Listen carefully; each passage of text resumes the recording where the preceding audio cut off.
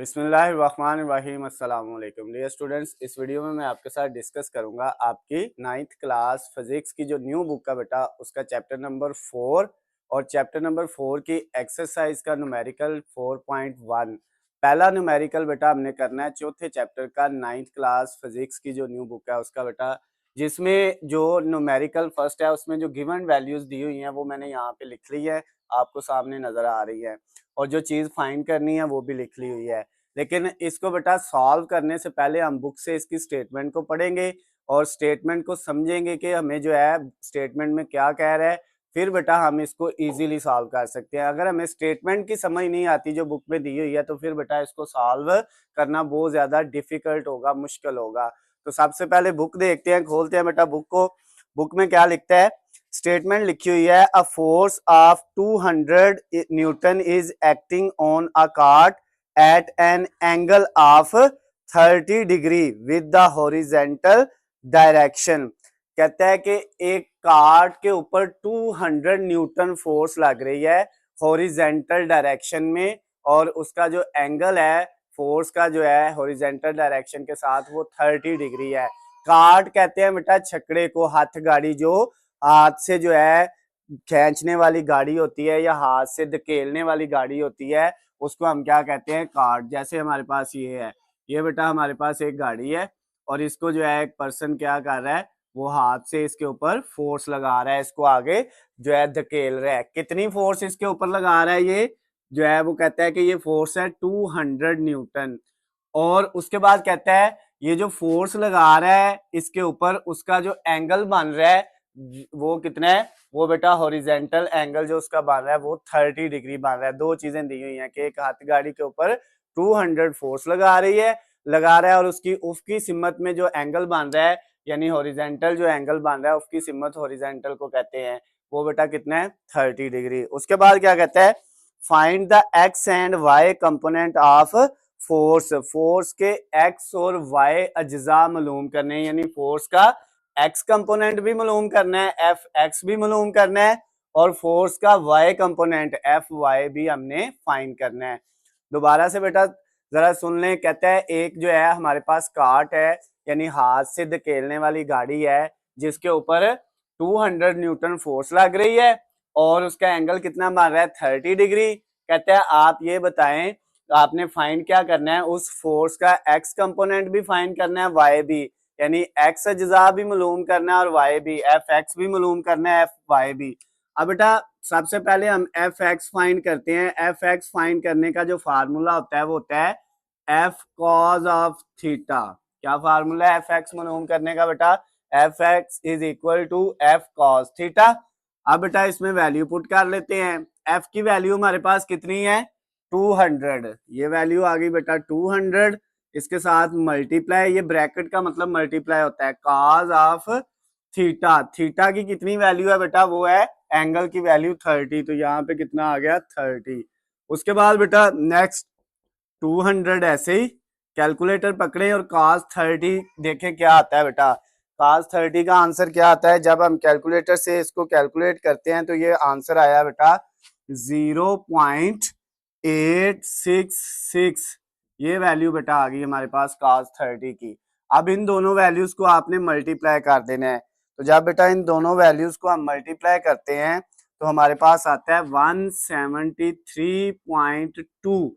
ये बेटा हमारा आंसर आ गया कैलकुलेटर पे, किसका, एफ एक्स का, यानी जो फोर्स का एक्स कंपोनेंट है, एक्स वाला इज्जा है, उसका आंसर आ गया 173.2। अब है तो ये एक्स कंपोनेंट फोर्स का है ना, फोर्स की वैल्यू आई है, तो अब लास्ट पे इसका यूनिट लिख देना है। फोर्स का जो इंटरनेशनल यूनिट होता है बेटा वो न्यूटन होता है, तो इसका ये फर्स्ट वाला जो पार्ट है वो सॉल्व हो गया, जो उसने कहा था इसका एक्स कंपोनेंट फाइंड करे। अब दूसरी चीज उसने कहा था वाई कंपोनेंट फाइंड करें, तो एफ वाई का जो फार्मूला है बेटा वो होता है F sine of theta. F x का फार्मूला बेटा एफ कॉस थीटा और एफ वाई का फार्मूला एफ साइन थीटा। अब हमने एफ वाई की जो वैल्यू निकालनी है उसके लिए बेटा एफ की वैल्यू कितनी है 200, इसको पुट किया, फिर साइन ऑफ 30, ये जो थीटा की जगह आएगा वो क्या आ जाएगा 30 डिग्री, क्योंकि थीटा की वैल्यू जो है वो 30 डिग्री है। अब बेटा सबसे पहले जो है 200 ऐसे ही, और क्या करेंगे हम बेटा, ये जो साइन 30 है इसका आंसर निकाल लेंगे। कैलकुलेटर पे जैसे ही हमने साइन 30 लिख के इक्वल दबाया तो वो आ गया 0.5। अब बेटा 0.5 को मल्टीप्लाई किससे कर लेंगे, 200 से। तो एफ वाई का जो आंसर आएगा बेटा वो क्या आएगा, 200 मल्टीप्लाई 0.5, तो ये बेटा आपके पास आ गया 100। कितना आ गया, 100। अब ये एफ यानी फोर्स का वाई वाला कंपोनेंट भी फाइंड हो गया है। फोर्स का वाई वाला जो कंपोनेंट है फोर्स फाइंड किया है, तो इसका ऐसा यूनिट भी क्या होगा, न्यूटन होगा। तो बेटा ये भी हमारे पास सेकंड वाली वैल्यू भी आ गई है। न्यूमेरिकल नंबर 4.2 है, दूसरा न्यूमेरिकल बेटा हमने सॉल्व करना है चौथे चैप्टर का 9th क्लास फिजिक्स की न्यू बुक का। इसमें बेटा जो गिवन डाटा दिया हुआ है वो मैंने यहाँ पे लिख लिया हुआ है, और जो चीज़ हमने फाइंड करनी है वो भी लिख ली है। और इसमें बेटा एक बुक के अंदर जो है, किताब के अंदर आपको एक डायग्राम भी बना के, ये दरवाजे की डायग्राम डोर की दी हुई है, वो भी मैंने यहाँ पे बना ली हुई है। अब बेटा हम पहले बुक से इसकी स्टेटमेंट को रीड करेंगे, स्टेटमेंट को पढ़ेंगे, उसको समझेंगे। अगर हमें स्टेटमेंट की समझ आ जाती है तो फिर बेटा ये हमारे लिए बड़ा आसान हो जाएगा। चाहे आप इंग्लिश मीडियम स्टूडेंट हैं, चाहे आप उर्दू मीडियम स्टूडेंट हैं, आपने बेटा अपनी अपनी बुक खोल लेनी है और बुक से स्टेटमेंट को पढ़ना है। और जिस तरह बेटा मैं सॉल्व करवा रहा हूँ आपने ऐसे ही करना है, चाहे उर्दू मीडियम है चाहे इंग्लिश मीडियम है, आपको पूरे मार्क्स मिल जाएंगे। उर्दू इंग्लिश में लिखने की जरूरत नहीं है, जैसे इंग्लिश में लिखा हुआ है इनके सिंबल ही यूज करने होते हैं हमने, तो सिंबल्स के साथ चाहे आप उर्दू मीडियम में यूज कर लें चाहे इंग्लिश मीडियम में, इससे कोई फर्क नहीं पड़ता। तो बुक से बेटा स्टेटमेंट को जो है समझना सबसे ज्यादा इंपॉर्टेंट चीज होती है। स्टेटमेंट समझ आ गई तो सॉल्व करना बड़ा इजी हो जाता है। स्टेटमेंट को बेटा पढ़ते हैं। स्टेटमेंट में लिखता है a force of 300 Newton is applied perpendicularly at the knob of a door to open it as shown in the given figure। कहता है तस्वीर में आपको दिखाया गया है, जैसे कि ये तस्वीर दी हुई है, एक दरवाजा है उसके नॉब के ऊपर, नॉब कहते हैं हैंडल को, ये वाला जो है जहां से दरवाजे को पकड़ के हम क्या करते हैं, खोलते हैं या बंद करते हैं। कहता है इस हैंडल के ऊपर फोर्स कितनी लग रही है, इसके ऊपर बेटा फोर्स लग रही है 300 न्यूटन फोर्स लगा के हम इसको ओपन कर रहे हैं या इसको क्लोज कर रहे हैं। जो भी हम इसको ओपन करने के लिए या क्लोज करने के लिए जो फोर्स लगा रहे हैं वो कितनी है, 300 न्यूटन है। उसके बाद क्या कहता है, ये फोर्स हमने लिख ली, ये 300 न्यूटन है। उसके बाद बेटा नेक्स्ट कहता है if the knob is 1.2 metre away from the hang. अब कहता है कि अगर आपका जो नॉब है, ये जो आपका हैंडल है, ये बेटा हैंग है, ये जहां पे दरवाजा जिसके साथ हमने लगाया हुआ है, जिसके गिर्द दरवाजा जो है वो कब्जा जिसको कहते हैं, जिसके गिर्द दरवाजा घूमता है, इस कब्जे से कहते हैं अगर आपका दरवाजा कितने बेटा जो है वो कितने फासले पे है, 1.2 मीटर के फासले पे है। जो हैंडल है जहां से पकड़ के आप उसके ऊपर फोर्स लगा रहे हैं वो जो है हैंग से, कब्जे से कितना दूर है, 1.2 मीटर। तो ये यहाँ से इसका फासला है, तो वो हमने फासले को आर से लिख लिया, डिस्टेंस जो है उसको आर से रिप्रेजेंट कर दिया, वो कितना है 1.2 मीटर है। उसके बाद क्या कह रहा है, अब हमने इसको हैंडल को जो है 300 न्यूटन फोर्स लगा के इस दरवाजे को ओपन करना है, खोलने के लिए हम 300 न्यूटन फोर्स लगा रहे हैं। नेक्स्ट कहता है what is the torque applied, उसके ऊपर लगने वाला जो टार्क है वो कितना होगा, टार्क की वैल्यू फाइंड करनी है। ये बेटा टार्क का सिंबल है, इस तरह से इसको लिखते हैं टेढ़ा करके टी जो है। तो ये बेटा आपके पास टार्क का कहता है कितना इसके ऊपर लगेगा वो फाइंड करना है। और उसके बाद कहता है इज इट इज पॉजिटिव और नेगेटिव टार्क, कहता है जो टार्क उसके ऊपर लगना है वो मुस्बत होगा या मनफी होगा, यानी पॉजिटिव होगा या नेगेटिव होगा, वो हमने फाइंड करना है। एक तो टार्क की वैल्यू फाइंड करनी है और ये भी बताना है टार्क पॉजिटिव है या नेगेटिव है। तो बेटा सबसे पहले हम क्या करेंगे, ये हमें दो चीजें दी हुई हैं, एक फोर्स और एक जो है डिस्टेंस। हम टार्क निकालने के लिए टार्क का फार्मूला लिखते हैं, वो बेटा हमारे पास होता है आर क्रॉस एफ। आर को एफ से मल्टीप्लाई करें तो बेटा क्या बनता है, टार्क। आर की वैल्यू हमारे पास यहाँ पे कितनी है, 1.2 मल्टीप्लाई एफ की वैल्यू हमारे पास है 300। अब बेटा कैलकुलेटर पकड़ना है और 2 को मल्टीप्लाई किससे कर देना है हमने, 300 से। 1.2 मल्टीप्लाई 300, तो ये बेटा आ गया 360। अब ये जो वैल्यू आई है ये टार्क की आई है, कितनी है 360 360। टार्क का बेटा यूनिट क्या होता है, इंटरनेशनल यूनिट होता है न्यूटन मीटर। तो टार्क का आंसर क्या आ गया बेटा 360 न्यूटन मीटर, ये वाली चीज फाइंड हो गई है। दूसरी चीज उसने ये पूछी थी टार्क पॉजिटिव है या नेगेटिव है, यानी टार्क जो है वो मनफी है या मुस्बत है। तो ये देखिए प्लस में आंसर आया है, तो हम क्या लिखेंगे, जो टार्क है आपका वो क्या है बेटा, इज पॉजिटिव। उर्दू में क्या लिख देंगे, टार्क मुस्बत है, या सिर्फ मुस्बत ही आप जो है वर्ड लिख देते हैं तो फिर भी बेटा आपका आंसर जो है वो ठीक माना जाएगा, मुस्बत जो है। न्यूमेरिकल नंबर 4.3 है बेटा, उसको हमने सॉल्व करना है, यानी आपका बेटा तीसरा न्यूमेरिकल चौथे चैप्टर का 9th क्लास फिजिक्स की बुक का बेटा वो हमने सॉल्व करना है, जिसमें जो गिवन डाटा है वो यहाँ पे लिखा हुआ है बेटा, इसको मैंने यहाँ पे जो है आपके सामने लिख लिया है, और जो चीज़ फाइंड करनी है वो भी लिख ली हुई है। लेकिन बेटा इसको समझने के लिए, इसको सॉल्व करने के लिए सबसे पहले हमें बेटा क्या करना पड़ेगा, बुक से इसकी स्टेटमेंट को पढ़ना पड़ेगा, चाहे हम इंग्लिश मीडियम स्टूडेंट हैं चाहे उर्दू मीडियम स्टूडेंट हैं, सेम बेटा तरीका फॉलो करना है आपने, पूरे नंबर आपको मिलेंगे। तो अब आपने क्या करना है, पहले बुक से स्टेटमेंट को पढ़ना है, बुक से स्टेटमेंट पढ़ के उसको जब हम समझ लेंगे तो फिर इसको सॉल्व करना बेटा बड़ा आसान सा काम हो जाएगा, ये बड़ा ईजी सा न्यूमेरिकल आपको फिर लगेगा। लेकिन सबसे पहले हम इसकी स्टेटमेंट को समझते हैं। स्टेटमेंट बुक में बेटा कुछ इस तरह से लिखी हुई है थर्ड वाले न्यूमेरिकल की, कहता है two weights are hanging from a meter rule at the position as shown in given figure। कहता है एक तस्वीर आपको बुक में दी हुई है, ये तस्वीर आपको यहाँ पे भी नजर आ रही है, कहता है इसके साथ हमने दो वेट्स जो है वो लटकाए हुए हैं, एक W1 है और एक W2 है, ये दो वेट लटकाए हुए हैं बेटा, और तस्वीर में W1 हमें नहीं दिया हुआ और W2 की वैल्यू दी हुई है, वो कितना है, वो 4 न्यूटन है उसका वेट जो है। उसके बाद क्या कहता है, नेक्स्ट कहता है बेटा if the metre rule is balanced at its centre of gravity, और ये जो मीटर रोल है ये वाला आपका जो है बेटा ये क्या कह रहा है, ये बैलेंस है। बैलेंस का मतलब दोनों साइडों से जो है ये बिल्कुल एक जैसा है, ये नहीं है ऊपर नीचे नहीं है, बिल्कुल जो है वो बैलेंस है। इसका मतलब इधर और इधर जो है एक जितना वेट है, इसलिए ये बैलेंस है। ये पॉइंट जो है ना जहाँ पे ये सेंटर वाला है इसको हम बोलते हैं सेंटर ऑफ ग्रेविटी, CG मतलब सेंटर ऑफ ग्रेविटी पे ये क्या है, बैलेंस है, ना इधर को झुक रहा है ना इधर को झुक रहा है, ये बिल्कुल जो है बैलेंस है।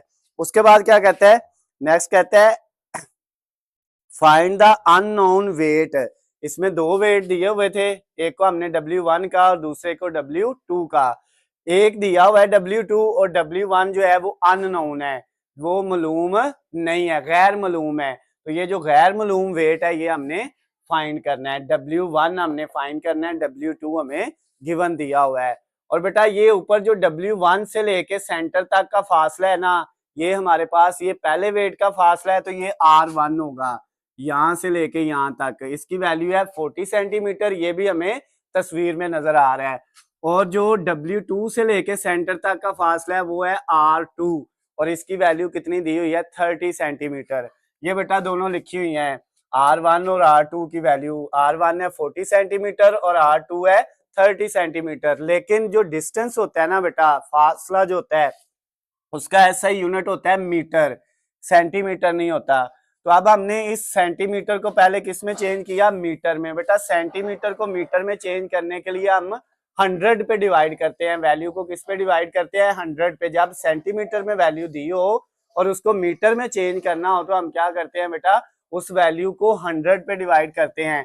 तो 40 को जब हमने 100 पे डिवाइड किया तो 0.4 मीटर आ गया, और 30 को भी 100 पे डिवाइड किया तो 0.3 मीटर आ गया। ये R1 R2 भी बेटा आ गया ऐसे यूनिट में, W2 दिया हुआ है और W1 हमने फाइंड करना है। अच्छा बेटा अब हमारे पास जो टार्क का फार्मूला होता है ना वो हमने यहाँ पे यूज करना है, वो होता है R क्रॉस F, यानी R और F मल्टीप्लाई हो रहे हैं। लेकिन इस केस में बेटा हमें वेट्स दिए हुए हैं, जो है F नहीं दिया हुआ, फोर्स नहीं दी हुई, लेकिन ये देखिए जो वेट दिया हुआ है वो 4 न्यूटन है। इसका मतलब यहाँ पे जो वेट है वो असल में फोर्स को ही रिप्रेजेंट कर रहा है, फोर्स और वेट यहाँ पे सेम है। तो आर एफ टार्क का फार्मूला बन गया।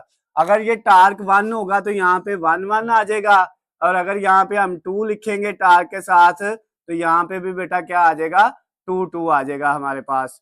और उसने कहा था कि ये जो है बैलेंस जो है फॉर्म में है, ये जो हमारा मीटर रोल है ये बैलेंस है। बैलेंस का मतलब जो है वो है T1 यानी टार्क 1 इक्वल टू टार्क 2, दोनों बेटा क्या है, बराबर है।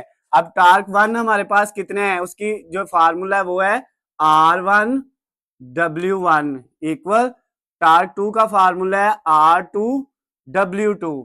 अब ये बेटा फार्मूले दोनों के हमने पुट कर दिए। अब इनकी वैल्यू, R1 की वैल्यू थी 0.4 और इसके साथ मल्टीप्लाई, चाहे क्रॉस का साइन लगा लें चाहे ब्रैकेट लगा लें, इससे फर्क नहीं पड़ता।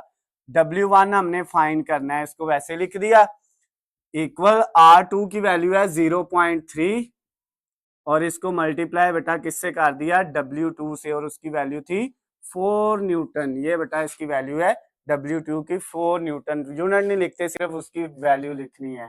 तो ये 0.4 साथ बेटा W1 is equal to, calculator पकड़ते हैं और इन दोनों वैल्यूज को बेटा हमने मल्टीप्लाई करके देखने हैं। 0.3 मल्टीप्लाई 4, तो ये बेटा आ गया 1.2। क्या वैल्यू आ गई इसकी, 1.2। अब हमने W1 यानी अननोन वेट फाइंड करना था, तो ये बेटा इसके साथ 0.4 मल्टीप्लाई हो रहा है, तो इक्वल के दूसरी साइड पे जाके 1.2 के नीचे 0.4 क्या हो जाएगा, डिवाइड हो जाएगा। तो जो हमारा अननोन वेट है यानी W1 है, उसका आंसर क्या आ जाएगा, 1.2 को हमने डिवाइड करना है बेटा 0.4 के ऊपर है। तो जब 1.2 को 0.4 के ऊपर डिवाइड किया तो हमारे पास फोर्स आई बेटा, सॉरी वेट जो आया वो आया 3। इसको इस पे डिवाइड करें। अब यहाँ पे इस वेट का भी बेटा जो है वो यूनिट क्या होगा, न्यूटन होगा। जैसे मैंने आपको पहले बताया इस वेट का यूनिट न्यूटन है तो इसका भी न्यूटन होना है, क्योंकि यहाँ पे फोर्स को जो है हम वेट से रिप्रेजेंट कर रहे हैं। तो ये बेटा हमारे पास जो है अननोन वेट आ गया। इसने यही कहा था जो अननोन वेट है वो आपने फाइंड करना है, तो उसकी वैल्यू कितनी आ गई है, 3 न्यूटन आ गई है। इसके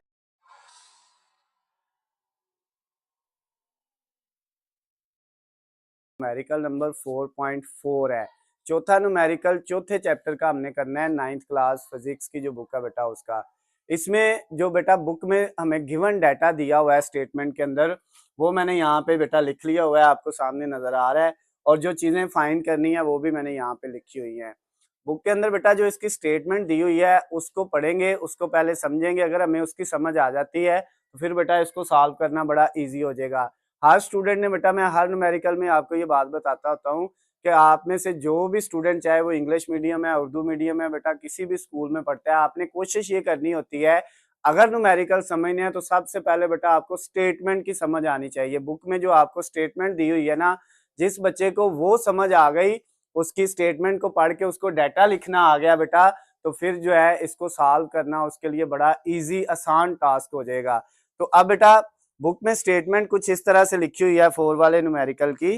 कहता है अ सीसा is balanced with 2 children sitting near either and. कहता है बेटा एक सीसा है, सीसा कहते हैं झूले को, उसकी दोनों साइड पे जो है एक एक जो है वो बच्चा बैठा हुआ है, 2 चिल्ड्रन 2 बच्चे बैठे हुए हैं दोनों एंड के ऊपर जो है। इस तरह से बेटा मैं इसकी तरह डायग्राम बना देता हूँ ताकि आपको इजीली समझ आ जाए इसकी। इस तरह बेटा जो है ना ये होता है झूला सीसा जो है, इस तरह ये इसका जो है ना सेंट्रल पॉइंट होता है। यहाँ पे आपके पास ये इस तरह से ये एक समझ लें आम अल्फाज में जैसे लकड़ी का एक फट्टा होता है ना, ये फट्टे टाइप होता है, इसको रखा होता है। एक बच्चा बेटा इधर बैठा हुआ है इसके, और एक बच्चा जो है वो इस साइड पे बैठा हुआ है।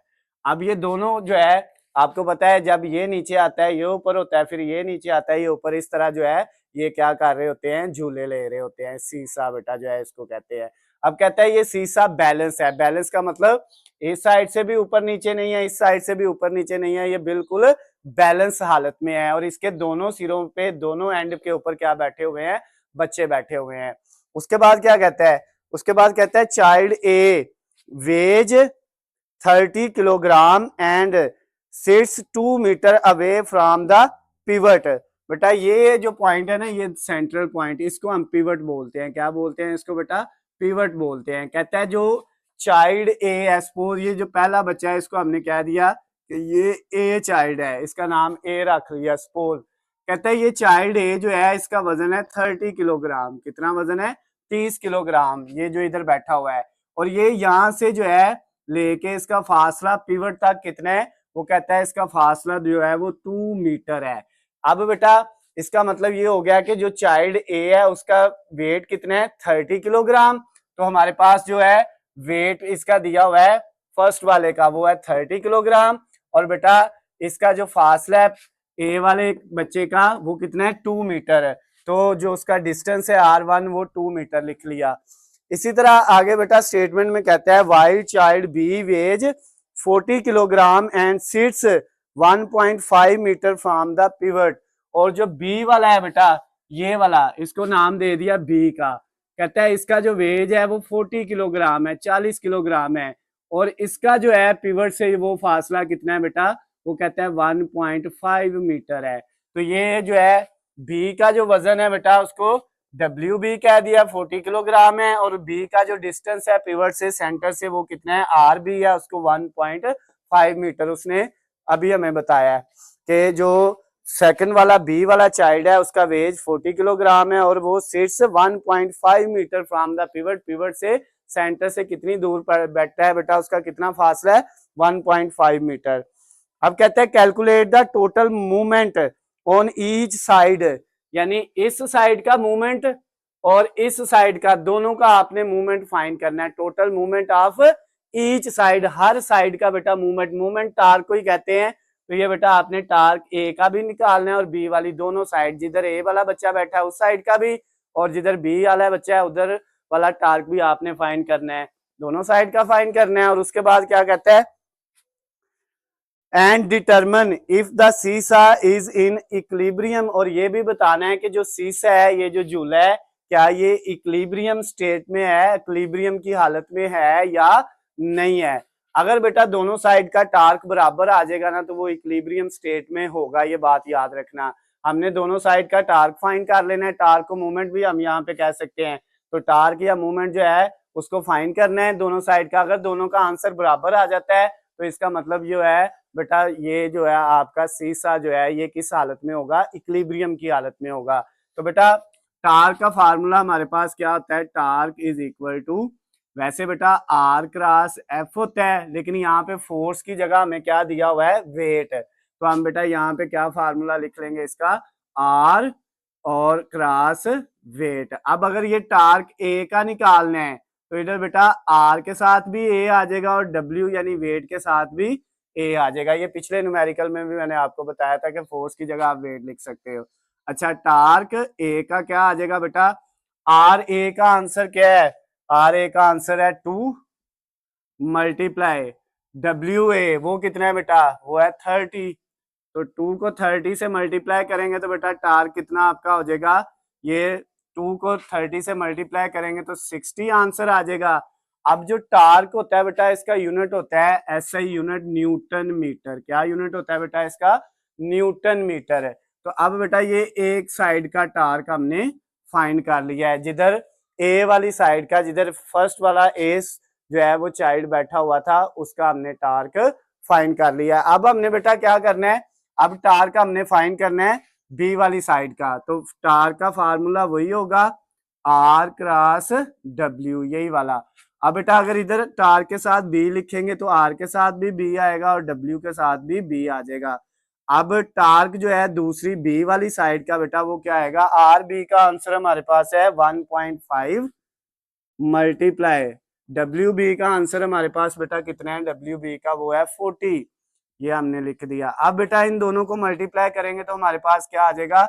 यहाँ पे बेटा इन दोनों का आंसर 40 को मल्टीप्लाई कर लेते हैं 1.5 से, तो हमारे पास कितना आएगा? 1.5 मल्टीप्लाई 40। तो ये बेटा हमारे पास आ गया 60। ये सेकंड वाली साइड का भी टार्क आ गया, इसका यूनिट भी न्यूटन मीटर ही होगा। अब बेटा ये दोनों साइड का हमने टार्क फाइंड कर लिया, दोनों साइड का टार्क क्या आ गया है, बराबर आ गया है। तो फिर इसका मतलब क्या हुआ कि ये जो हमारा सीसा है ये किस स्टेट में है, इक्विलिब्रियम स्टेट में है। तो हम यहाँ पे इसको लिख सकते हैं, यस सीसा इन इक्विलिब्रियम स्टेट, कि सीसा जो है वो इक्विलिब्रियम की हालत में है, तवाज़न हालत में है। तो ये बेटा आपका जो है जो न्यूमेरिकल नंबर 4.4 था वो कंप्लीट हो गया है। न्यूमेरिकल नंबर 4.5 पांचवा न्यूमेरिकल बेटा हमने करना है चौथे चैप्टर का, 9th क्लास फिजिक्स की जो न्यू बुक है उसका। अब बेटा इसमें जो बुक के अंदर हमें स्टेटमेंट के अंदर गिवन चीजें दी हुई हैं वो मैंने यहाँ पे लिख ली हुई हैं, और जो चीज फाइंड करनी है वो भी लिख ली हुई है। अब बेटा इसके अंदर जो है बुक के अंदर हमें एक जो है तस्वीर भी दी हुई है, एक डायग्राम भी बना के दी हुई है, वो भी बेटा मैंने यहाँ पे बना ली हुई है। अब हम इससे जो है बुक से इसकी स्टेटमेंट को पढ़ेंगे, अगर हमें स्टेटमेंट को पढ़ के उसको समझ आ गई उसकी स्टेटमेंट की, तो फिर बेटा इसको सॉल्व करना बड़ा इजी हो जाएगा। सबसे पहले हमें स्टेटमेंट को समझना है कि स्टेटमेंट में हमें क्या कह रहा है, हम स्टेटमेंट को समझ के फिर इसको बेटा इजीली सॉल्व कर सकते हैं। तो बुक खोलें बेटा और बुक से स्टेटमेंट को पढ़ते हैं। स्टेटमेंट लिखी हुई है, कहता है जो है 5 वाले की, a crowbar is use to lift a box as shown in the given figure. कहता है कि तस्वीर के अंदर आपको दिखाया गया है कि ये जो एक बेटा आला है ना, ये वाला यहाँ से लेके ये वाला जो एक आला है, ये बेटा एक क्रोबार है। क्रोबार लोहे की बनी हुई एक सलाख टाइप होती है जो बेटा एक साइड से कर्व होती है, एक साइड से बेटा इसको हम जो है किसी भी बॉक्स किसी भी चीज को जिसका वजन उठाना है उसको उसके नीचे रख के दूसरी साइड पे दबाते हैं, इसको ऊपर से नीचे की तरफ फोर्स लगाते हैं, तो इधर से ये वेट जो है ये ऑटोमेटिकली ऊपर उठा देती है। तो ये क्रो बार एक हमने इस्तेमाल की है इस बॉक्स को उठाने के लिए। तो बेटा कहता है जो आपको तस्वीर में नजर आ रहा है, किताब में भी आपकी तस्वीर दी हुई है।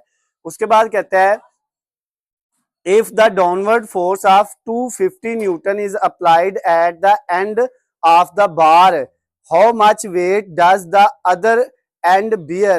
कहते हैं कि आपके पास जो ये क्रो बार है इसके एक साइड पे हम फोर्स लगा रहे हैं 250 न्यूटन नीचे डाउनवर्ड नीचे की तरफ उसको दबाने के लिए, तो दूसरी साइड पे ये कितना वजन उठा सकती है ऊपर की तरफ, ये आपने जो है फाइंड करना है। यानी एक फोर्स 250 न्यूटन है, ये हम खुद लगा रहे हैं एक साइड पे, दूसरी साइड से कितना वजन उठा सकती है वो हमने फाइंड करना है। तो ये बेटा फोर्स को हमने W1 ये वेट है, असल में फोर्स को हम वेट के इक्वल रख सकते हैं। ये बेटा इससे पिछले न्यूमेरिकल जो दो हमने किए हैं उनमें मैंने आपको बताया है कि जहाँ पे F हो वहां पे हम W भी रख सकते हैं। तो ये जो पहली फोर्स है इसको हमने W1 कह दिया, दूसरा जो हमने वेट फाइंड करना है उसको W2 कह दिया। उसके बाद कहता है the crowbar itself has negligible weight. Crowbar जो है बेटा ये जो आला है आपका इसका अपना वेट जो है ना होने के बराबर है, इसका वेट हमने नहीं लिखना। अब बेटा ये R1 और R2 कहाँ से आया ये जरा देख ले। ये जो तस्वीर दी हुई है उसमें उसने ये बताया है जहाँ पे हम फोर्स लगा रहे हैं इसको नीचे दबाने के लिए, इस पॉइंट से इस पॉइंट तक जहाँ पे ये कर्व है यहाँ तक का फासला R1 है, वो 30 सेंटीमीटर है। तो बेटा 30 सेंटीमीटर जो डिस्टेंस का यूनिट होता है, फासले का यूनिट होता है, वो ऐसा यूनिट मीटर होता है, लेकिन यहाँ पे सेंटीमीटर में वैल्यू दी हुई है। इसको मीटर में चेंज करने के लिए हमने 100 पे डिवाइड करना है। सेंटीमीटर को जब भी मीटर में चेंज करना है तो 100 पे डिवाइड करना है। 30 को 100 पे डिवाइड करेंगे तो 0.3 मीटर आ जाएगा।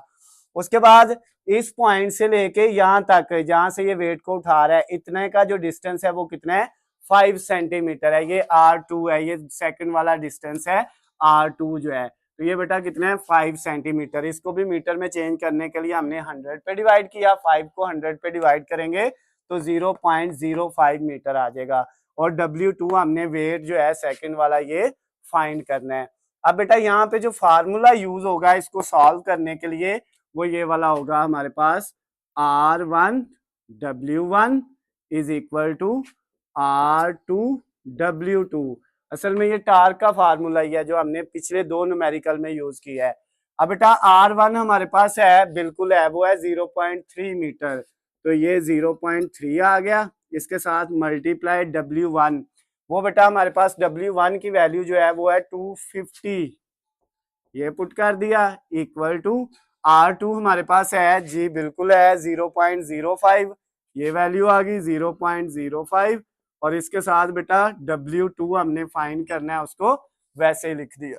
अब हमने कैलकुलेटर पकड़ना है बेटा, अगला काम कैलकुलेटर का है। कैलकुलेटर पकड़ा और 0.3 को मल्टीप्लाई किया 250 से, 0.3 मल्टीप्लाई 250, तो जब बेटा हमने इनको मल्टीप्लाई किया तो ये आ गया 75, और दूसरी साइड पे है 0.05, और इसके साथ मल्टीप्लाई हो रहा है W2। अब बेटा 75 इधर ही, ये जो 0.05 है ये W2 के साथ मल्टीप्लाई हो रहा है, इस साइड पे आके क्या हो जाएगा, डिवाइड हो जाएगा, तो इधर क्या बच गया, W2। अब W2 हमने फाइंड करना था, तो इसका आंसर बेटा किसके इक्वल आ जाएगा, 75 को डिवाइड कर लें 0.05 के ऊपर है, तो जब इसको बेटा डिवाइड किया तो ये आ गया 1500। अब बेटा ये आपका वेट आ गया सेकंड वाला, ये वाला जो है, तो वेट का जो है बेटा यहाँ पे भी यूनिट न्यूटन है, तो यहाँ पे भी इसका यूनिट हमने क्या लिख देना है, लास्ट पे न्यूटन लिख देना है। तो ये बेटा आपके पास जो है वो इसका भी आंसर आ गया है।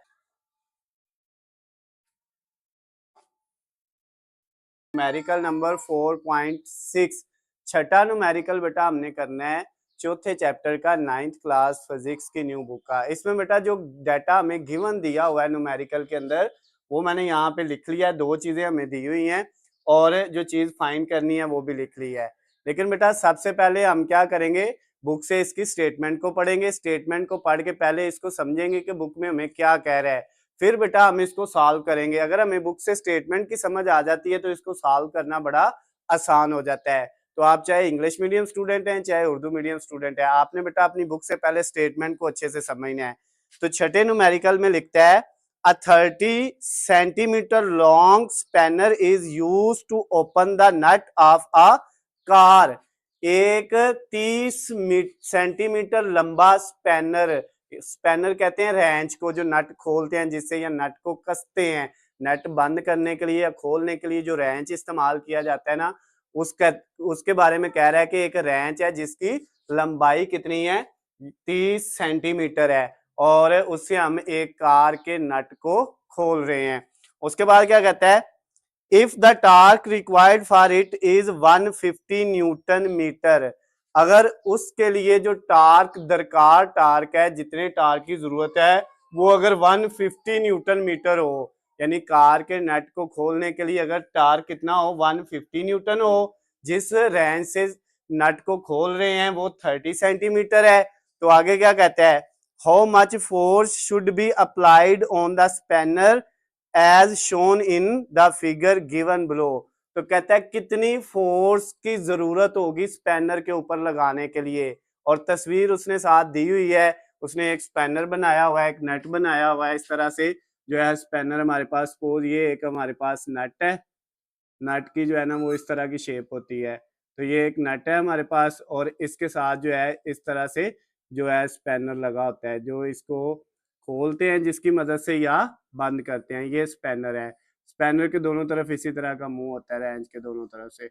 अब कहता है कि ये एक स्पैनर है जिससे हम कार के नट को खोल रहे हैं, और जो कार के नट को खोल रहे हैं जिस स्पैनर से, इस स्पैनर की जो लेंथ है वो 30 सेंटीमीटर है, इसकी लंबाई जो है, और ये लंबा कितना है, 30 सेंटीमीटर, और कहता है इस स्पैनर के ऊपर लगने वाला जो टार्क है ये इसका डिस्टेंस है यानी लेंथ है, और जो इसका टार्क है वो कहता है 150 न्यूटन है, न्यूटन मीटर। और अब ये बताएं इधर से हम अपने हाथ से कितनी फोर्स लगाएंगे तो ये नट जो है वो ओपन हो जाएगा। फोर्स हमने क्या करनी है बेटा, फाइंड करनी है। तो अब सबसे पहले ये देखें, जो उसने हमें जो है लेंथ की वैल्यू दी थी, स्पैनर की लंबाई जो है वो थी 30 सेंटीमीटर। लेंथ का जो ऐसा यूनिट होता है ना, सिस्टम इंटरनेशनल यूनिट, वो होता है मीटर। तो हमने सेंटीमीटर को किस में चेंज कर लिया, मीटर में। सेंटीमीटर में जब भी वैल्यू हो और उसको मीटर में चेंज करना हो तो बेटा उसका सिंपल सा फार्मूला है, आपने सेंटीमीटर वाली वैल्यू को मीटर में चेंज करने के लिए 100 पे डिवाइड कर लेना है। तो ये जो वैल्यू 30 है इसको किस पे डिवाइड किया, 100 पे, 30 डिवाइडेड बाय 100, तो कितना आ जाएगा, आपने कैलकुलेटर से करके देख लेना, 0.3 मीटर आ जाएगा। उसके बाद टार्क का ऐसा यूनिट न्यूटन मीटर ही होता है, ये ठीक है। फोर्स हमने फाइंड करनी है, तो बेटा सिंपल सा इसका जो है सोल्यूशन है, टार्क का फार्मूला होता है R cross F, R multiply F. अब बेटा इस फार्मूले में हमने वैल्यूज पुट करनी है। टार्क की वैल्यू हमें दी हुई है, वो कितनी है 150, ऐसे लिखी। आर की वैल्यू हमारे पास एसआई यूनिट में कितनी दी हुई है 0.3 मल्टीप्लाई एफ, ये हमने फाइंड करना है, इसको वैसे लिख दिया। अब बेटा ये 150 अपनी जगह पे ऐसे ही, ये जो 0.3 है ये राइट साइड पे इक्वल के राइट साइड पे मल्टीप्लाई हो रहा है, तो लेफ्ट साइड पे क्या आके हो जाएगा, डिवाइड हो जाएगा 0.3, और इक्वल के दूसरी साइड पे क्या बच गया, एफ बच गया। अब आपने बेटा कैलकुलेटर पकड़ना है और इनको मल्टीप्लाई करके देख लेना है, सॉरी डिवाइड करके देख लेना है। 150 डिवाइडेड बाय 0.3, तो जब 150 को 0.3 पे डिवाइड किया तो बेटा ये कितना आ गया 500। उसने कहा था फोर्स फाइंड करें, तो फोर्स का आंसर कितना आ गया बेटा, जो उसने फाइंड करने के लिए कहा था वो आ गया 500। अब फोर्स का जो एसआई यूनिट होता है वो होता है न्यूटन, लास्ट पे आपने बेटा उसका एसआई यूनिट भी साथ लिखना होता है, तो हमारा आंसर क्या आ गया 500 न्यूटन। न्यूमेरिकल है 4.7 वाला, 7वां न्यूमेरिकल बेटा हमने करना है चौथे चैप्टर का, 9th क्लास फिजिक्स की जो नई किताब है उसका। इसमें बेटा जो हमें गिवन डाटा स्टेटमेंट के अंदर दिया हुआ है न्यूमेरिकल की, वो मैंने यहाँ पे पहले लिख लिया है, जो चीजें फाइंड करनी है वो भी लिखी हुई है। पहले बुक से स्टेटमेंट को पढ़ के समझेंगे कि इसमें हमें क्या कह रहा है, और फिर बेटा हम इसको सॉल्व करेंगे, तो हमारे लिए ये न्यूमेरिकल सॉल्व करना बड़ा ईजी हो जाएगा, सिंपल हो जाएगा। तो सबसे पहले बेटा हम बुक से इसकी स्टेटमेंट को पढ़ते हैं।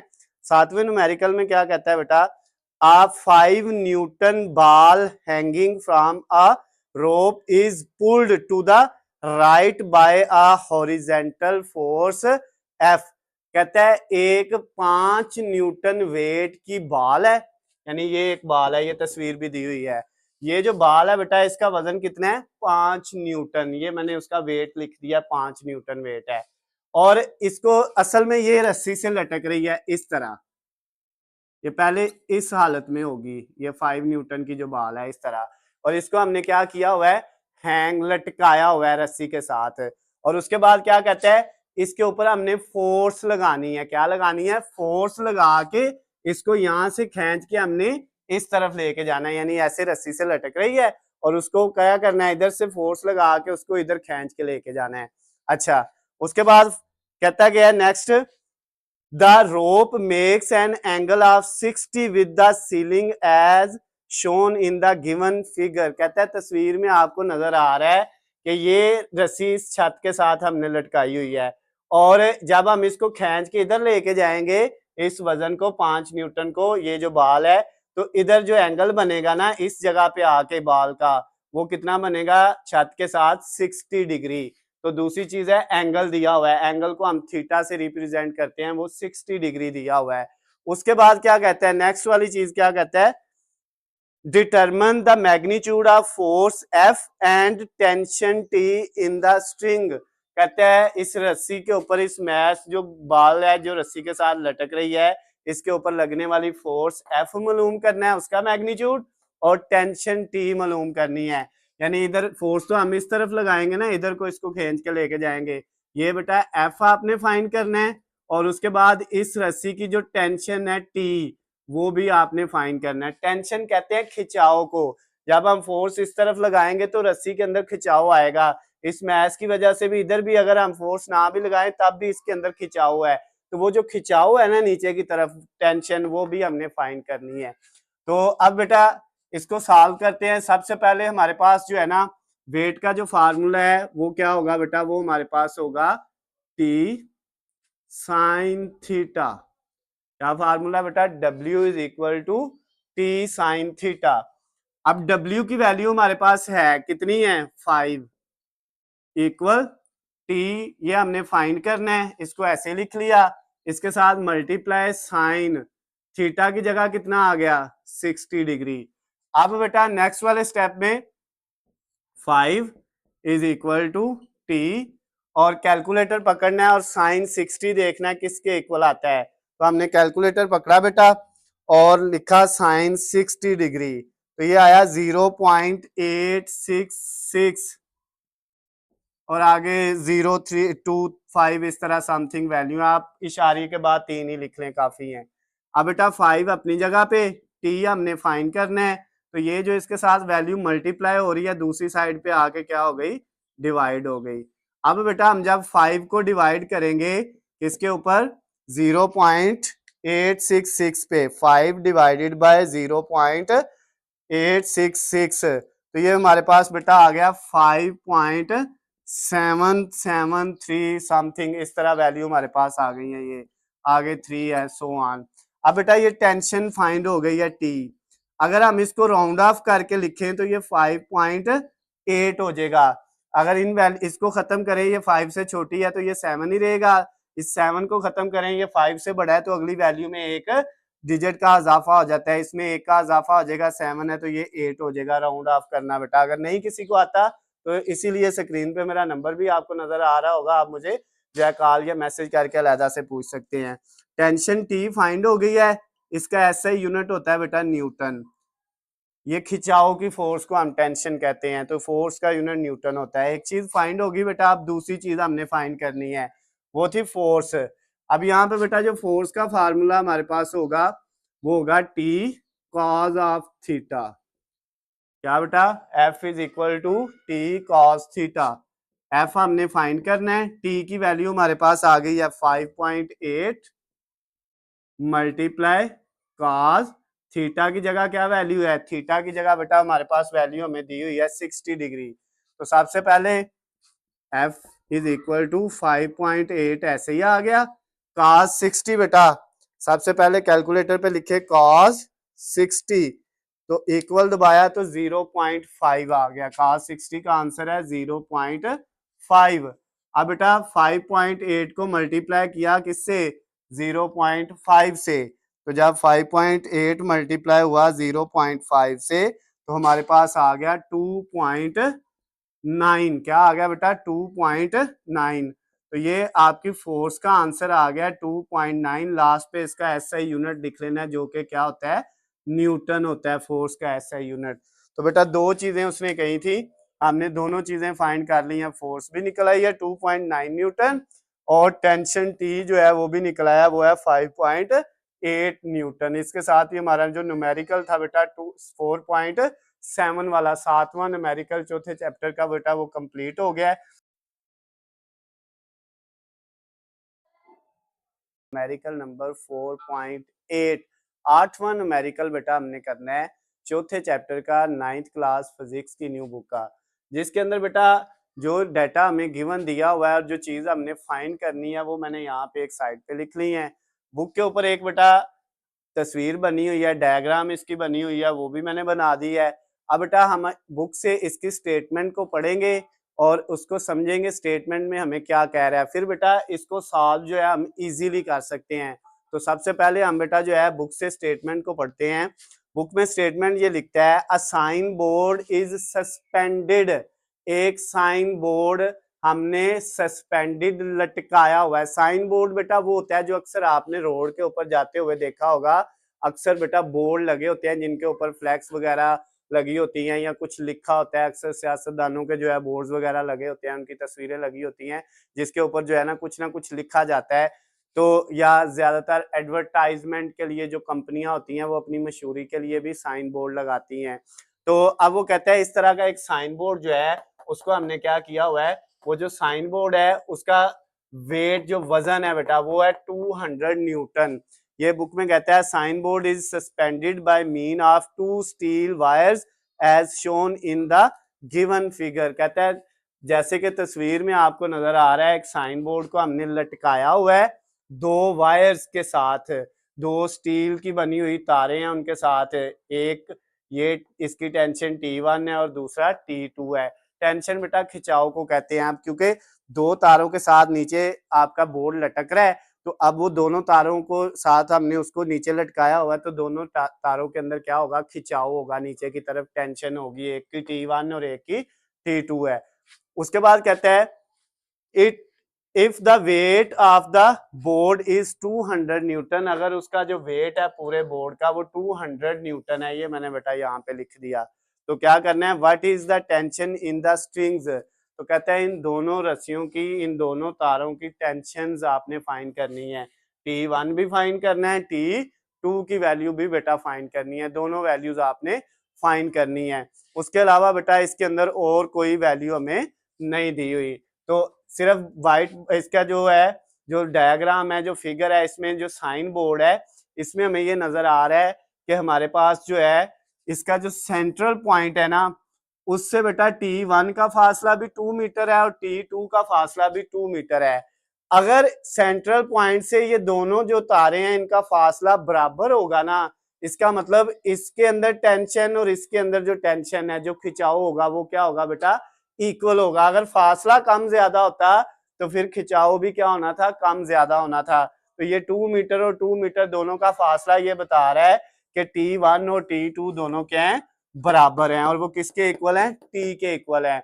यानी अगर हमारे पास T का आंसर आ जाएगा तो वही आंसर T1 का होगा और वही आंसर T2 का होगा।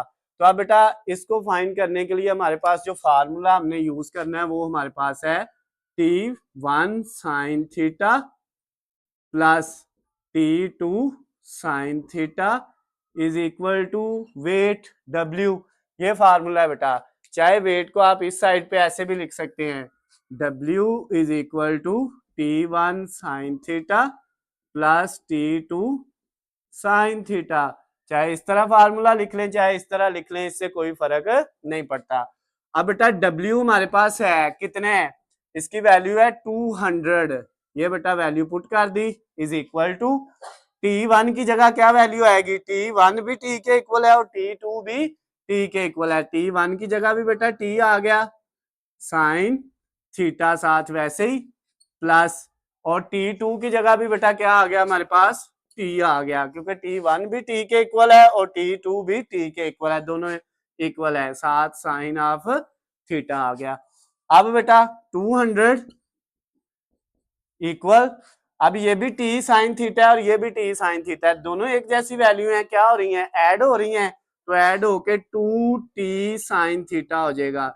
एक ये और एक ये दोनों ऐड होके कितने T साइन थीटा हो जाएंगे, 2। अब बेटा ये 2 इधर मल्टीप्लाई हो रहा है तो इस साइड पे आके 200 के नीचे क्या हो जाएगा, डिवाइड हो जाएगा, और इक्वल के इस साइड पे T साइन ऑफ थीटा बच जाएगा। तो अब इसको अगर हम डिवाइड करें तो हमारे पास 100 आ जाएगा। हमने T फाइंड करना था, T इधर ही रह गया, और ये जो साइन थीटा इसके साथ है वो बेटा इधर आके क्या हो जाएगा, डिवाइड हो जाएगा साइन थीटा।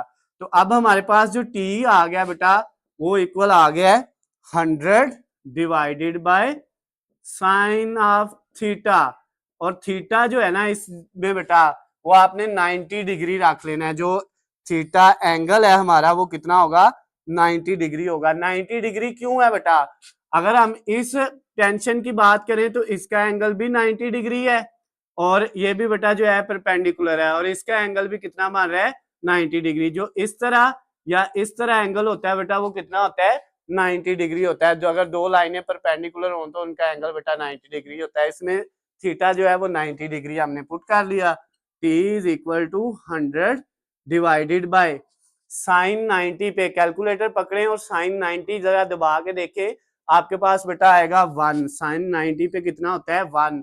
तो नीचे 1 लिखने की जरूरत नहीं है, 100 को 1 पे डिवाइड करेंगे तो 100 ही आएगा।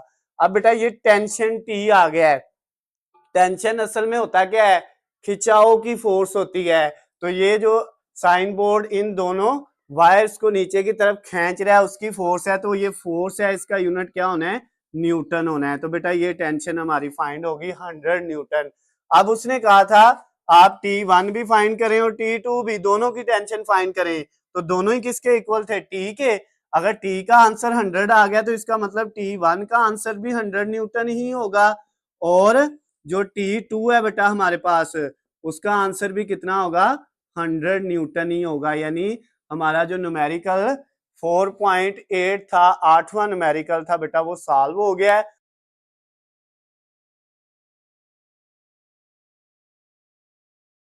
Numerical number 4.9 second last numerical हमने करना है, 9वां न्यूमेरिकल बेटा चौथे चैप्टर का 9th क्लास फिजिक्स की बुक का। इसमें बेटा जो बुक के अंदर स्टेटमेंट दी हुई है उसमें जो गिवन डाटा हमें दिया हुआ है स्टेटमेंट के अंदर वो मैंने यहाँ पे लिख लिया है, और जो चीज फाइंड करने के लिए कह रहा है वो भी मैंने लिख ली हुई है। अब बेटा सबसे पहले हम बुक से स्टेटमेंट पढ़ते हैं और फिर हम बेटा स्टेटमेंट को समझने के बाद इसको सॉल्व करेंगे। अगर हमें स्टेटमेंट की समझ अच्छे से आ जाएगी तो इसको सॉल्व करना बड़ा आसान हो जाएगा। सबसे पहले बेटा अपनी बुक खोलनी है और इसको जरा स्टेटमेंट को पढ़ना है। तो स्टेटमेंट में क्या लिखता है, one girl of 30 kilogram mass sits 1.6 metre from the axis of a seesaw. एक लड़की जिसका वजन 30 किलोग्राम है वो सीसा के एक साइड पे बैठी हुई है, झूले की बेटा एक साइड पे बैठी हुई है। सीसा जो है एक झूला होता है, किस तरह का होता है बेटा जरा मैं पहले ये आपको बता दूं। इसकी हम एक छोटी सी यहाँ पे डायग्राम बना लेते हैं, इसकी एक फिगर बना लेते हैं। ये हमारे पास एक सीसा है, ये बेटा इसके यहाँ पे जो है हमारे पास ये इसका सेंट्रल पॉइंट है जो इक्विलिब्रियम होता है यहाँ पे। अब बेटा इस वक्त ये जो सीसा है ये दोनों साइड से क्या है, इक्विलिब्रियम पोजीशन में है, ना इस साइड से ऊपर है और इधर से नीचे है, ना इधर से ऊपर है इधर से नीचे है, दोनों साइड से ये मतवाजन है, तवाजन इसका कायम है। कहते हैं एक गर्ल इस साइड पे बैठी हुई है, एक लड़की इसके इस साइड पे बैठी हुई है। इस लड़की का वजन है 30 किलोग्राम और इसका ये जो सेंटर है ना सीसा का ये वाला बेटा, इससे इसका फासला यहां से लेके यहां तक है 1.6 मीटर। ये अभी तक बात जो हमने पढ़ी है उसमें ये कह रहा है कि एक सीसा में एक लड़की एक साइड पे बैठी है जिसका मैस 30 किलोग्राम है और उसका जो है वो जो है उसके सेंटर से फासला जो है वो कितना है बेटा, वो हमारे पास है 1.6 मीटर। तो हमारे पास ये एक साइड पे जो लड़की बैठी हुई है उसका वजन है तो उसको हमने फर्स्ट गर्ल कह दिया है, तो इसका मैस m1 होगा, ये हमने m1 लिख दिया। और इसका जो डिस्टेंस है सेंटर से वो r1 होगा, तो वो 1.6 मीटर है। उसके बाद बेटा स्टेटमेंट में लिखता है another girl of mass 40 want to sit on the other side. एक और लड़की है जो दूसरी साइड पे बैठना चाहती है और उसका वजन कितना है, 40 किलोग्राम है। यानी जो इस साइड पे लड़की बैठ रही है जो है उसका वजन कितना है, उसका वजन है बेटा 40 kg, 40 किलोग्राम। तो अब ये दूसरी गर्ल है तो इसका मतलब ये हुआ कि इसका मैस जो है वो m2 होगा। उसके बाद क्या कहता है, सो दैट द सीसा मे रिमेन इन इक्विलिब्रियम।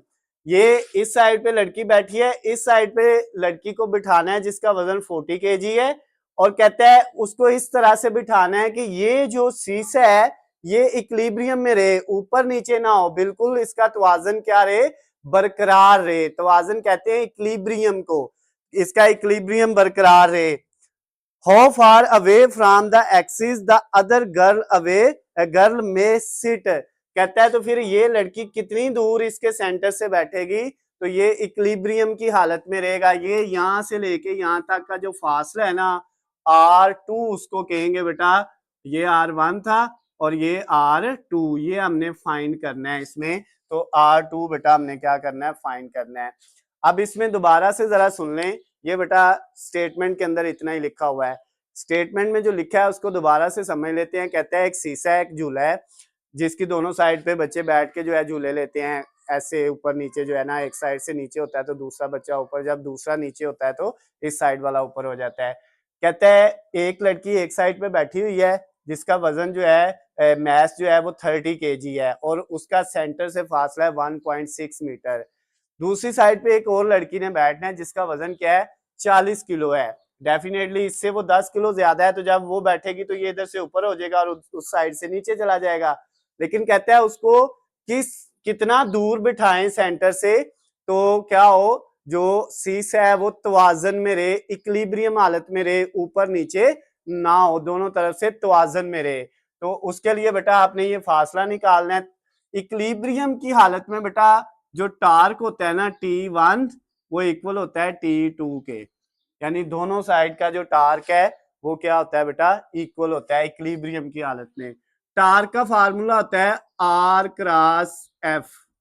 क्या फार्मूला होता है, R क्रॉस F। अगर ये 1 है तो इसका फार्मूला R1F1 होगा, इस साइड पे टार्क 2 है तो इसका फार्मूला R2 मल्टीप्लाई F2 होगा। क्लियर होगी बात।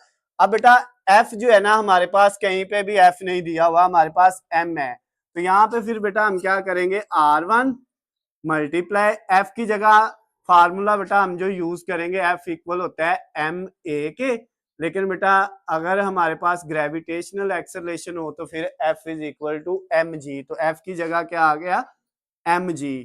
इधर बेटा अगर F की जगह mg आया है तो ये बेटा आपका m भी 1 होगा, और g, ये बेटा g जो होता है ना ये हमेशा सेम होता है, g की वैल्यू चेंज नहीं होती, चाहे वो फर्स्ट के लिए हो चाहे सेकंड के लिए हो, जो ग्रेविटेशनल एक्सेलरेशन है वो सेम होता है, इसलिए इसके साथ 1 नहीं लगेगा।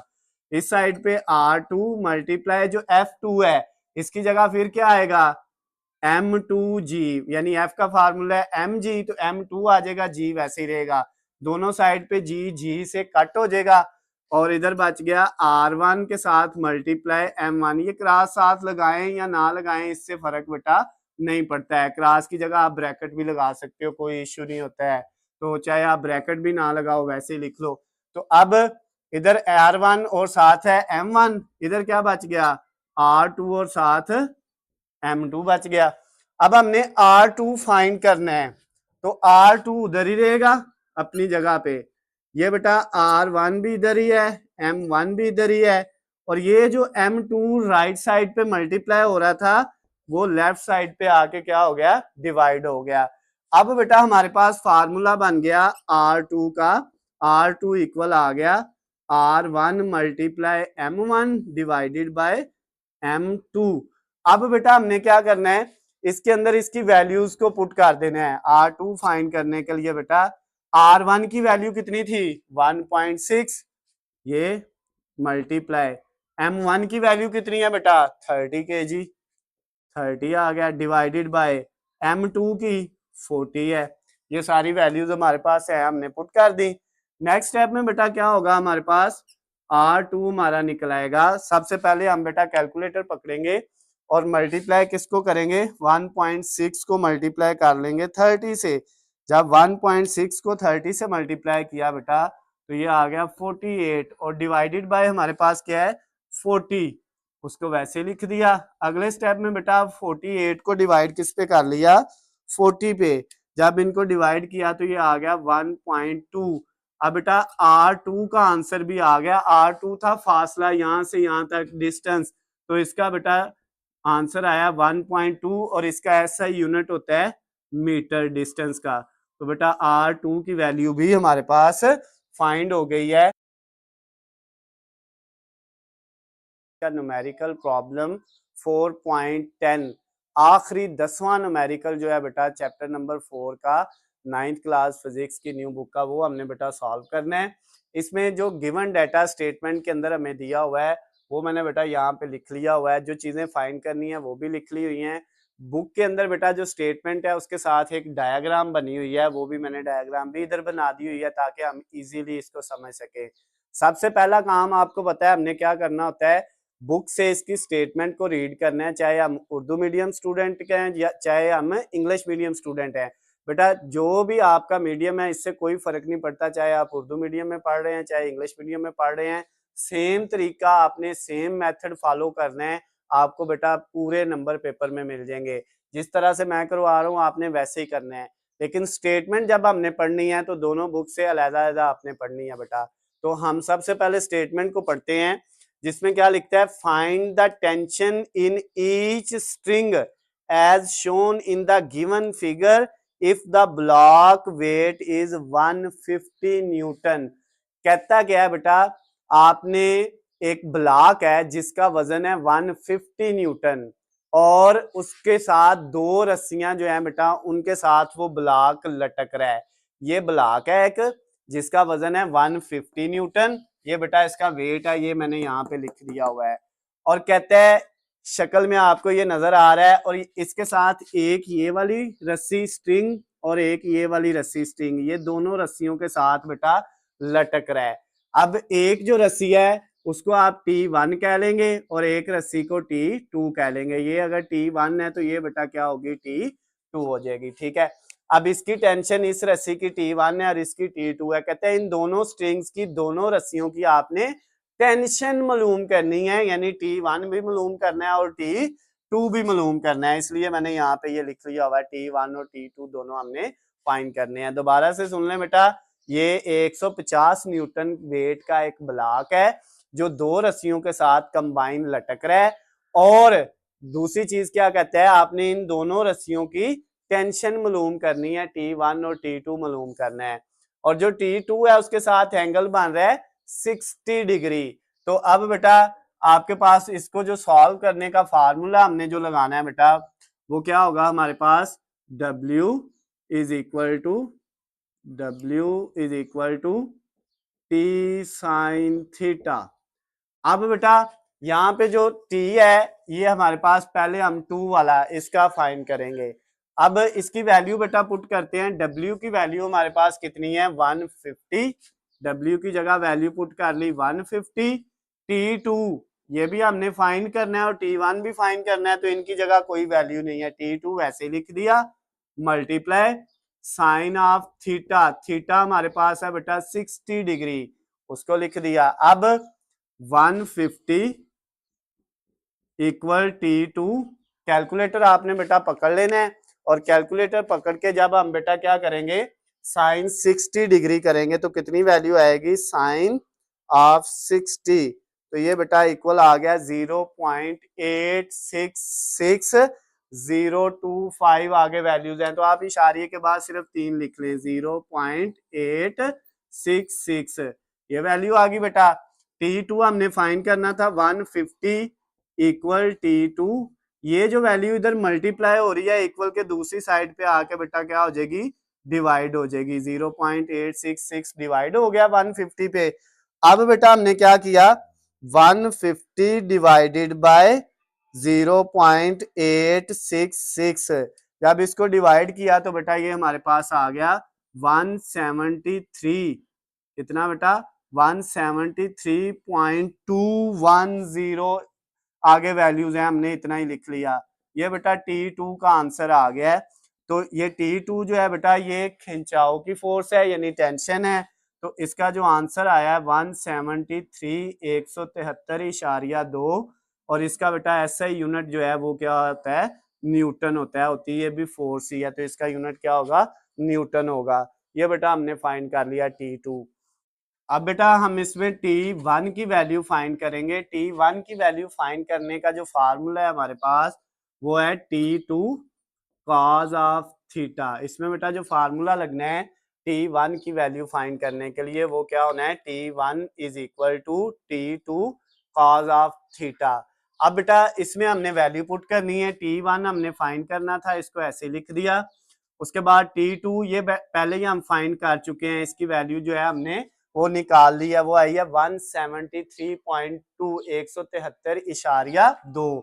तो ये बेटा यहाँ पे हमने ये वैल्यू पुट कर दी 173.2। उसके बाद बेटा साथ क्या है, multiply cause of theta. Theta हमारे पास बेटा इसके अंदर कितने हैं, 60 डिग्री, ये हमें फिगर में नजर आ रहा है, मैंने यहाँ पे भी बेटा ये गिवन डाटा के अंदर इसीलिए लिख लिया था।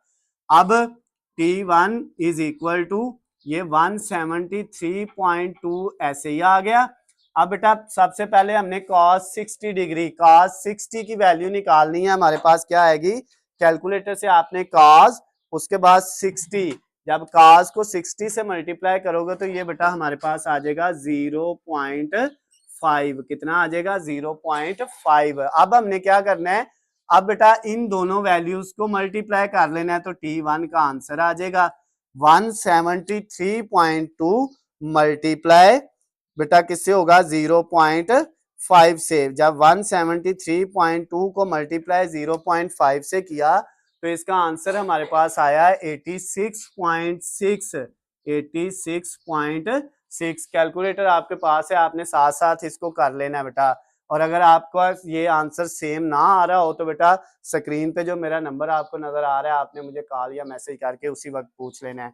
तो ये T1 जो है ये टेंशन है, टेंशन जो है खिंचाव की फोर्स होती है, तो इसका यूनिट भी बेटा क्या होगा, SI न्यूटन। आपने इसी तरह सॉल्व करना है और आखिर में जब आपने जवाब लिखना है तो उसके साथ उसका यूनिट लिख देना होता है। तो ये बेटा आपका जो न्यूमेरिकल नंबर 4.10 था, यानी 10वां न्यूमेरिकल, आखिरी न्यूमेरिकल जो इस चैप्टर का था, चौथे चैप्टर का 9th क्लास फिजिक्स की बुक का बेटा, ये हमारा कंप्लीट हो गया। इसमें T1 की वैल्यू भी फाइंड हो गई है हमारे पास 86.6 न्यूटन, और T2 की वैल्यू भी आ गई हमारे पास 173.2 न्यूटन बेटा। तो ये हमारे पास दोनों चीजें आ गई हैं। आप इसको T1 और इसको T2 रख लेंगे तो फिर भी कोई फर्क नहीं पड़ेगा बेटा, फिर भी आंसर इनके क्या आने हैं, सेम ही आने हैं। ठीक हो गया ना। तो ये हमारा बेटा जो है न्यूमेरिकल लास्ट वाला कंप्लीट हो गया है। अगर आपको इस न्यूमेरिकल में या इससे पीछे जितने न्यूमेरिकल हमने किए हैं इस बुक के 9th क्लास फिजिक्स की, या फिजिक्स का कोई भी टॉपिक, कोई भी चीज आपको बेटा समझ नहीं आती, तो उसके लिए नीचे स्क्रीन पे आपको मेरा नंबर नजर आ रहा है, आप मुझे कॉल करके, मैसेज करके या कमेंट्स में मुझसे पूछ सकते हैं। इसके अलावा अगर आपको 9th क्लास मैथमेटिक्स की न्यू बुक की बेटा सेम जो है इसी तरह से आपको वीडियोस चाहिए, तो उनका लिंक भी नीचे डिस्क्रिप्शन में दिया हुआ है, वहां से जाके आप जो है उसकी तैयारी भी कर सकते हैं, या आप मुझे बेटा मैसेज करके मुझसे भी लिंक लेके उसकी तैयारी कर सकते हैं। वीडियो पसंद आती है तो इसको ज़्यादा से ज़्यादा लाइक और शेयर करना है। अल्लाह हाफिज़, खुश रहें।